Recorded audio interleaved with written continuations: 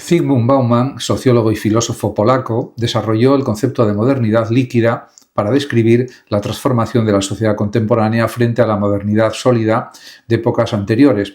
Mientras que la modernidad clásica se caracterizaba por estructuras estables, instituciones, normas sociales y relaciones duraderas, la modernidad líquida refleja un mundo en constante cambio, donde la estabilidad es efímera y las certidumbres se desvanecen. En la modernidad líquida, las relaciones humanas, el trabajo, la identidad y los proyectos vitales se tornan transitorios y flexibles. Las personas ya no pueden depender de vínculos duraderos ni de roles sociales predefinidos. Todo se encuentra en flujo. Por ejemplo, los lazos afectivos son menos permanentes, los empleos son más precarios y la movilidad social y geográfica se vuelve un requisito constante. Esta fluidez genera tanto libertad como ansiedad. Libertad para reinventarse, pero también inseguridad frente a la falta de referencias sólidas. Bauman señala que la cultura de consumo exacerba esta liquidez. Los individuos son vistos como consumidores activos de experiencias, bienes y estilos de vida y no como ciudadanos integrados en un proyecto común. La identidad se construye de manera fragmentaria y temporal, adaptándose a contextos cambiantes y a la presión de la imagen pública.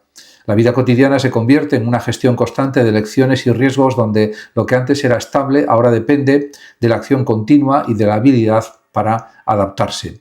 Otro aspecto central es la incertidumbre permanente. En la modernidad líquida, la planificación a largo plazo se vuelve difícil y la sociedad tiende a valorar la flexibilidad sobre la seguridad.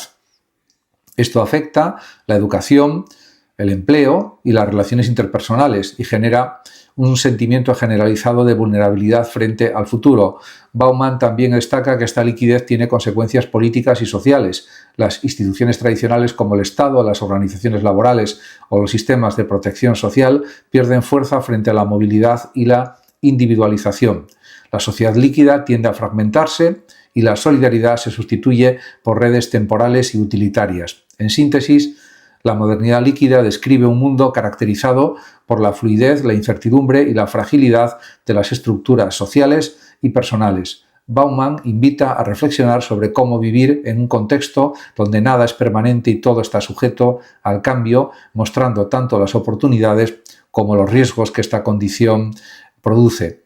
La metáfora de lo líquido ilustra perfectamente la flexibilidad y volatilidad de la vida moderna, ofreciendo un marco crítico para entender la sociedad actual.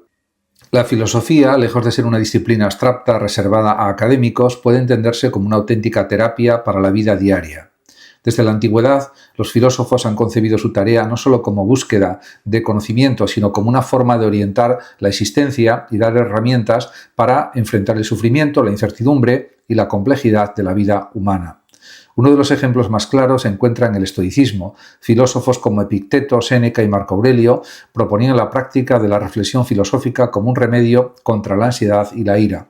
Sus enseñanzas invitan a distinguir entre lo que depende de nosotros y lo que no, concentrando la energía en nuestras acciones y actitudes en lugar de preocuparnos por lo que escapa a nuestro control. Esta forma de pensar se asemeja a ciertas terapias modernas, como la terapia cognitivo-conductual, que busca reestructurar patrones mentales para mejorar la vida cotidiana. También el epicureísmo ofrece una visión terapéutica. Epicuro sostenía que el fin de la filosofía era alcanzar la ataraxia, es decir, la serenidad del alma. Aconsejaba moderar los deseos, cultivar la amistad y evitar miedos irracionales como el temor a la muerte. Estas ideas aún hoy resultan liberadoras frente al ritmo acelerado y competitivo de la sociedad actual. Más tarde, en el existencialismo, filósofos como Kierkegaard, Heidegger y Sartre pusieron el acento en la autenticidad y en la capacidad del individuo de asumir la responsabilidad de su vida. Esta perspectiva también puede verse como terapéutica, pues ayuda a enfrentar el vacío existencial y la sensación de absurdo que a veces acompañan a la modernidad. La filosofía existencial enseña a tomar decisiones con libertad, aún en la angustia, y a encontrar sentido en la acción. Además, la filosofía como terapia no se limita a teorías antiguas o modernas. Hoy en día existen corrientes como la filosofía práctica o el asesoramiento filosófico que aplican el diálogo socrático para ayudar a personas a clarificar sus problemas, tomar decisiones y reflexionar sobre sus valores. En definitiva, la filosofía como terapia consiste en usar la reflexión crítica y el cuestionamiento de supuestos para ganar claridad, serenidad y fuerza frente a los retos de la vida. Nos enseña también a cultivar la mente, a moderar los deseos y a enfrentar con valentía lo inevitable. Así se convierte en una guía vital, un remedio intelectual y espiritual que acompaña a cada persona en su camino diario. La cuestión de la identidad personal se centra en comprender qué nos hace ser quienes somos a lo largo del tiempo, a pesar de los cambios físicos, mentales y sociales que experimentamos. Es un problema filosófico y existencial que toca el núcleo de la condición humana. ¿Qué permanece en nosotros para que podamos decir que seguimos siendo la misma persona? Es la cuestión de la identidad personal. Desde un punto de vista filosófico clásico, John Locke ofreció una de las teorías más influyentes. Para él, la identidad personal no depende del cuerpo, que puede cambiar, ni del alma en sentido sustancial, sino de la memoria. Según esta perspectiva, somos la misma persona en la medida en que podemos recordar experiencias pasadas y reconocernos en ellas. La memoria, por tanto, actúa como un hilo que conecta momentos distintos de nuestra existencia. Sin embargo, esta visión ha sido criticada, ya que no siempre recordamos todo, y eso no significa que dejemos de ser nosotros. Por otra parte, corrientes actuales como la fenomenología señalan que la identidad se construye en la vivencia del presente y en la relación con los demás. No se trata solo de lo que recordamos, sino también de cómo nos experimentamos en la continuidad del ser. El yo se constituye en la conciencia, en su intencionalidad hacia el mundo y en el modo en que se proyecta hacia el futuro. Además, la neurociencia aporta otra perspectiva. Nuestra identidad está estrechamente ligada a la actividad cerebral, a patrones neuronales y redes neuronales que sostienen tanto la memoria como la percepción de unidad. Enfermedades como el Alzheimer muestran cómo la pérdida de memoria afecta a la identidad personal, lo que plantea preguntas sobre hasta qué punto somos lo que recordamos. La dimensión social también resulta clave. Nuestra identidad se forma en el diálogo con otros, familia, cultura, comunidad. El lenguaje, los valores y las relaciones configuran el modo en que nos entendemos a nosotros mismos. De hecho, muchos filósofos sostienen que sin el reconocimiento de los demás no habría un yo completo. Además, en un plano más existencial, pensadores como Kierkegaard y Sartre destacaron la libertad como elemento esencial de la identidad.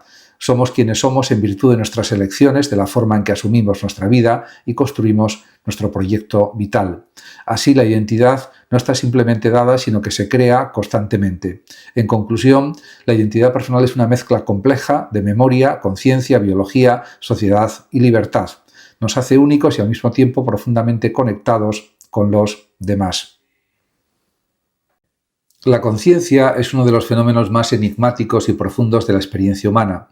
Se entiende como la capacidad de un ser de percibirse a sí mismo y al mundo que lo rodea, de tener vivencias subjetivas y de reconocerlas como propias.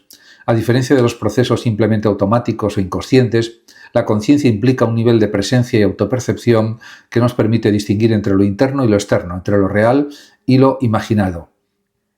En filosofía, el estudio de la conciencia se remonta a pensadores como Platón o Aristóteles, pero alcanza una formulación más precisa con Descartes, quien afirmó el célebre pienso luego existo. Para él, la conciencia era la prueba indudable de la existencia del yo.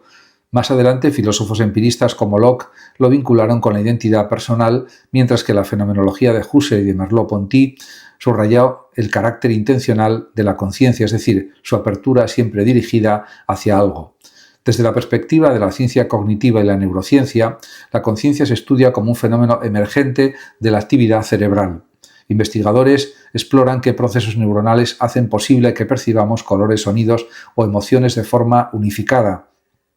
Esta dimensión se conoce como el problema difícil de la conciencia, cómo lo físico y lo objetivo del cerebro se transforman en experiencias subjetivas, los llamados qualia. En la vida cotidiana, la conciencia se manifiesta en varias dimensiones. Existe, por ejemplo, la conciencia perceptiva, que nos permite darnos cuenta de estímulos del entorno, la conciencia reflexiva, que nos hace capaces de pensar sobre nuestros propios pensamientos, y la conciencia moral, que se relaciona con el juicio ético y el sentido de responsabilidad. Todas estas facetas hacen de la conciencia no solo un dato biológico, sino también un fenómeno cultural y espiritual.